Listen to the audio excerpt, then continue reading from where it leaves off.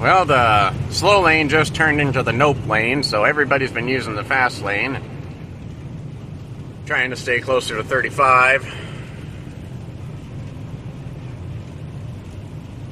0 of 10 do not recommend driving a big 3/4 ton E250 with highway tires in the snow and the ice, but we're making it.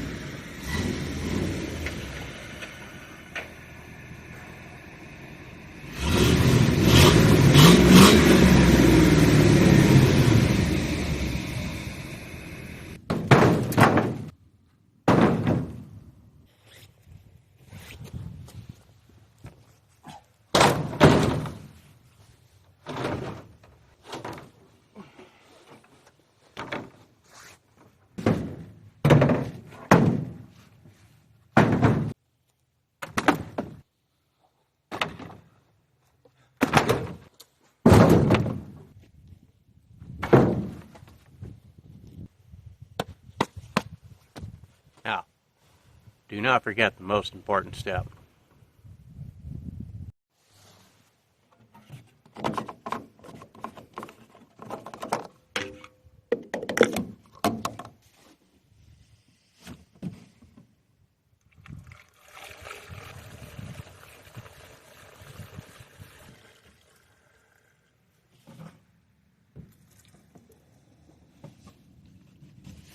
That extra little bit of diameter, really let that fuel just flow.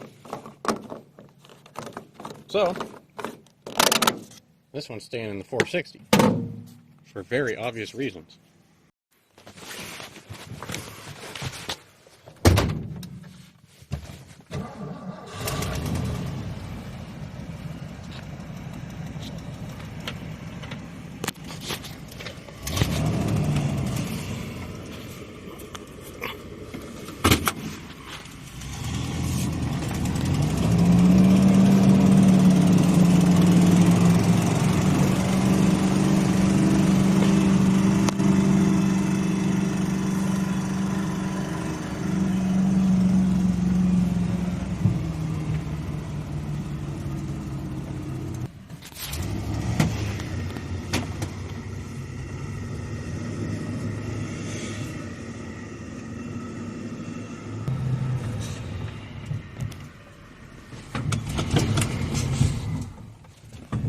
Whoops.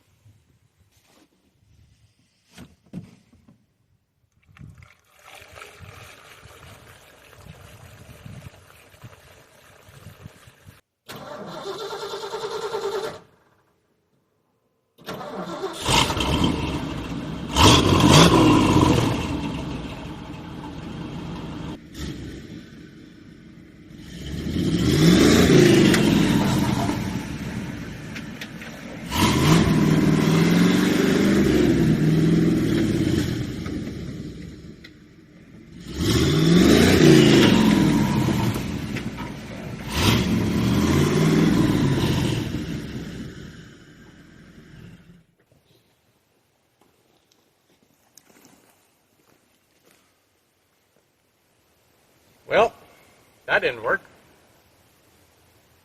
Most of you rednecks already know what I was trying to do, but if you don't, I left some precariously slippery tabletops on the bottom of the pile of lumber, and unfortunately some of the 2x6s went out where they shouldn't have and caught on the bed rails and the tailgate support posts. So I'm going to have to go get ye old trusty Sawzall nip some of them up because they're a little bit hard to move with hundreds of pounds of lumber on top of them. And then we'll do it again. And hopefully not tear up any more of my manicured lawn.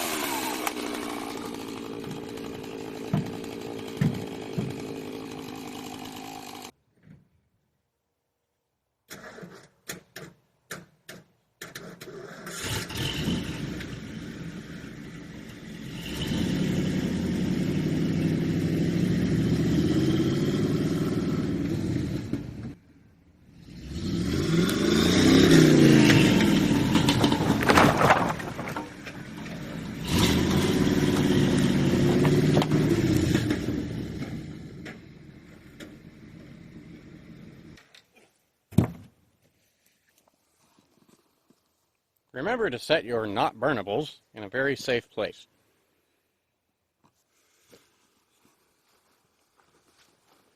I think that worked excellently. And remember,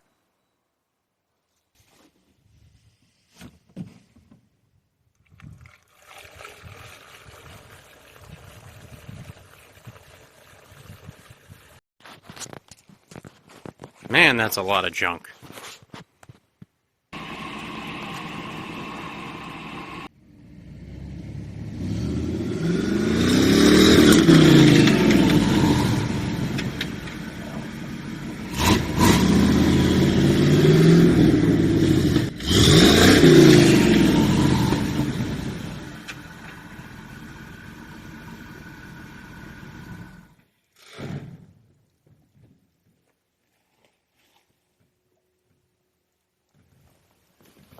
Well, I reckon I've exceeded the limitations of my brakes and the mud. So, I'll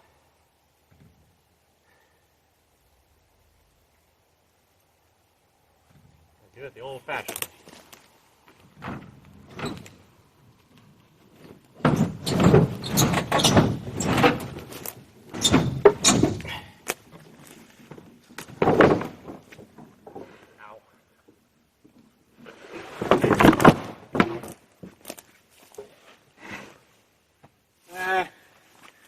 I don't think I'm that special. Ah, crappy dappy. Antifreeze. I bet you it's the hose next to the distributor.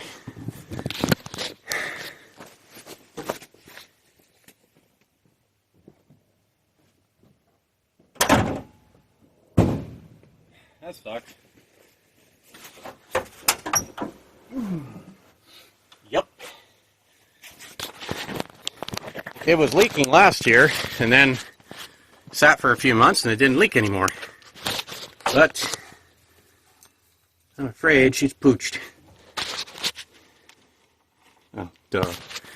Okay, I'm gonna unload the truck and park her in a nice, safe spot out of the way. Gotta love Oregon rain. Seems to be a recurring theme with my Fords. I use them for a little bit and then they break. Oh well, that was my fault completely. I did lower the PSI. It doesn't look like it, but I lowered the PSI in the tires to about 20 on all of them. Well, I made a wretched mess, didn't I?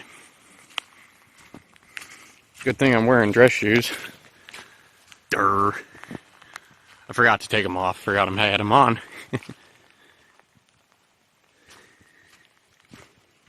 So yeah, the last couple times I was trying to power slide the wood out of the back of the truck, I just slid. So I didn't really get a hard screeching stop like I was hoping, and therefore the wood didn't slide out. Also, that last load was sitting on a bunch of, I don't think it was wet plywood. Might have been damp. I don't remember for sure. But in any case, it had way too much friction. There was no way it could have possibly slid out. So that was my bad again. Should have had it on something slicker like those tabletop things that I had that first load on. In any case, while I was up here, I had the chainsaw with me. I went ahead and cut most of these branches to between 3 and 6 feet. And I knocked some of the man killers out of that little tree there. Cleaned up around it a little bit. Too hard to walk right now. It's just a jumbled mess. So I'll get the tractor up here once it dries out for a couple of days. I mean, I don't have to be in a big hurry. It's been down here for, what, a year and a half? That pile down there, we just cut the tree up a little while ago, and my neighbor did all of that, left a pile there, which is actually probably a good idea. I should just burn it while it's down there. I've got a little bit of crap to clean up, but pretty much just a small trailer full. That won't take long to pick up. Then there's another remnant of trees and branches there. My dad's old trailer is buried in the blackberries. Most of this will just scoop up with the tractor bucket and get pushed into the backside of the pile. But anyways, that's the aftermath of the having fun with the old 460.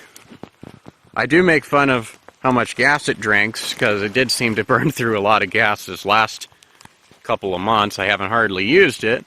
However, I never checked the miles. I never checked the miles per gallon on this truck while towing. I almost never towed anything with this one. But my old 97 460 with a 4-speed auto tragic, and I always had overdrive turned off if I was towing anything. It got 8.2 towing another 3/4 ton Ford behind it. And it got about 12.5, 13 miles a gallon if you kept it about 65. This truck is probably about the same. I know I've done 12.5 with it once, keeping it around 65 predominantly. It's got 355s. It's got the ZF5. You probably already saw that. It probably showed up in the rest of the videos. It's unfortunately become a little bit of a catch-all. And sometime last year I had the bug up my butt to make it a red interior when I was still thinking about putting it back on the road. I probably am going to put it back on the road eventually. It's a disaster. It needs a lot. Let's see.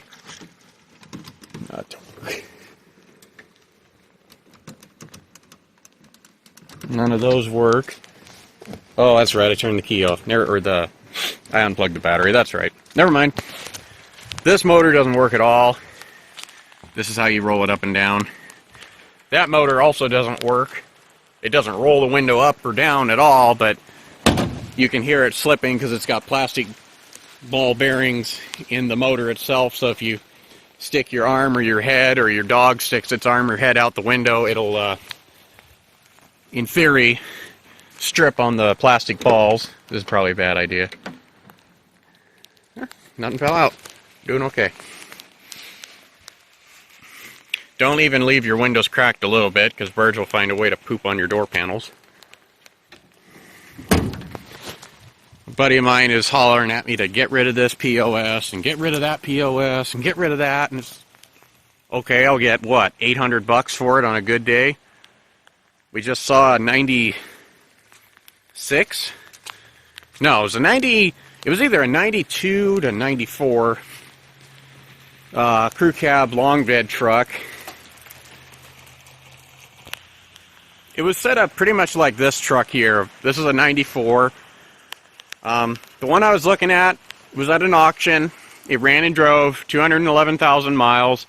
Had a 460. Had the roll along package. It was green with kind of like a tannish brown base Keller. I don't remember if it had flares or not. It had, I think it had wood grain on the interior. If it didn't have wood grain, I know it had leather seats. This is poor man's leather. This is junk. I hate vinyl. I always put seat covers on it. I can't stand how it feels. It's always too cold or too hot, or you just slide around. It's just not comfortable for me. Good for a work truck, but I like seat covers. Anyway, blah, blah, blah. Ran and drove. Had a little bit of a tick to it, but and it sounded more than just the, oops. I guess I took a picture. Anyway, it sounded like more than the typical 460 exhaust tick. It sounded more like a little bit of a engine tick. Wasn't bad, though. Anyways, four-wheel drive, auto tragic, ran and drove, 460. I told my buddy, he sent it to me. I told him, oh, that thing is going to go for at least 10 grand. I can't touch one around here that's as nice as that for less than 8 grand. And he said it's going to go cheap. Well, I just kind of dropped it off my radar. I dropped it off my radar and didn't think about it. He sent me the ad again from the auction, and it sold for $2,400. It's like, how? Why did it sell for that little amount of money? I mean, maybe there was something catastrophically wrong with it. We didn't go to the auction. That one kind of sucks. You can't even go in person anymore. They blockaded that, so I lost out on a potential runner driver. Anyway, I think this is going to be the next truck I start working on. I put that blue crew cab for sale. I just said screw it. I don't want to take the engine out of the green and yellow truck there. It's going to be the new farm truck. It runs too good. It's heavy. It's short. It's four-wheel drive. Screw it. And it's automatic. So that'll be a perfect farm truck. This truck has, let me see if I can go pop the hood latch. Hood pop successful. Has a 1988 7.3 IDI out of an F Super Duty. It also has the low gear ratio ZF5, meaning it's a 5.72 to 1 first gear, like the gas engines would come with. I believe that's a Super Duty only option, but anyways, it's also, since it came out of an F Super Duty, it's a four-wheel drive transmission, but instead of having a transfer case bolted onto it, since all of the F Super Duties were two-wheel drive, it has a ZF Industries driveline mounted parking brake, which actually it's a transmission / driveline parking brake. I say transmission because it's bolted directly to the transmission. In any case, I need to throw something over the top of that air cleaner. It's getting wet. It's not saturated in water. That's good. But it's still not good. I ruined my other 6.9 that way. I let water seep through it. In any case, I was going to use this cab to put on the four-wheel drive long bed frame, single cab long bed frame to make a yard buggy out of, and then probably put like a 300 inline 6 in it. Just something simple with enough power to move around the yard, tow the crane, haul branches, blah, blah, blah. But my time is precious. My time is limited. I only have so much time to do stuff. And that's just kind of dumb. So I need to just start taking stuff apart, building a few more sheds that are, I haven't figured it out yet. I need to build more sheds that are easily accessible and easy to shove product into. Now, cabs, they're not really worth anything. I tried to sell a perfectly clean, almost perfectly dent-free, had one small dent about that long. Kind of more of a heavy scrape rather than a dent, but it was indented slightly. Cabs, they just don't bring anything. Oregon, there's no real rust problems. Everybody's got clean cabs coming out of their ears. So really, it's only worth taking parts off of. The hood and the fenders, none of the body parts on here are perfect. The doors might be okay. This one looks okay, but every time I say that, there's something wrong with it. They'd be good for spares for me, because I don't care about my work trucks being perfect. Just like if I was to put this one back on the road, I don't care that there's a big gash right there. It's not that big of a gash, really. I don't care about that. or that, or that. None of that bothers me. They're not show trucks, they're work trucks. And every time I try to make something nice, if I use it as a truck, it gets messed up. If you're really using it, or if you're not careful just that one time. There we go. This video, or this truck, I'm working on the videos. I haven't gotten around to it. I figured I'd do some of the quicker, shorter ones like you're watching right now. Good Lord, I already made it 11.5 minutes long on top of everything else I just recorded. Blah, blah, blah. This will be coming up pretty soon. I towed it home from Toledo, Oregon, and it's pretty fun. It was the maximum that my truck should be towing. Anything more, and I'd need a big gooseneck trailer with trailer brakes and all that good stuff, which would technically put that F350 over the towing capacity legally. So anything bigger than this, I would need to have something like this to tow it. So I got the Chevy bed and the hood and stuff for sale. Hopefully that guy will come tomorrow and buy it. Silver and maroon, it ain't going nowhere. Green over yellow, it ain't going nowhere. The farm truck right now is a Ford Ranger. Ford Ranger? What's wrong with me? Ford Ranger is not going anywhere immediately, but it will eventually. Currently, that's what I'm using to haul the crane around, and then that blue F350, it's for sale. The red F150, I don't need it. I should get rid of it. I cleaned up a bunch of junk around the house. Got the Mercury right behind the house where it should be, until I get my shop built, probably down yonder where that cab is. The snow is mostly gone, thankfully. Now we just got mud, but I have half a shed full of old carpeting and Ford transmissions. What a thing to aspire to, huh? Anyway, the carpeting on the flatter parts of my yard, I learned not to do it on inclines, but on the flatter parts of my yard, if you dump gravel over the top of carpet, and especially after you've nailed the carpet down to the ground with 6 or 7 inch spikes like I bought. I think I actually have the box right here. Yeah, I bought a box of spikes for nailing the carpet into the ground. Anyways, it keeps the gravel from sinking in and just disappearing. This pad right up here, this long stretch from the barn down to the house, unfortunately I didn't have time to put the carpet out. I had a day off. The gravel trucks only run Monday through Friday around here, and I just said screw it. If I gotta redo it later and put more gravel down, I'll do it. I need gravel up here, and I'm really glad I did it. It would have been nice if I had the carpet down already, but I didn't. So anyway, that's Ford Ranch shenanigans for the weekend of February 15th and 16th. You all have a good work week, and thanks for watching my videos. Appreciate it.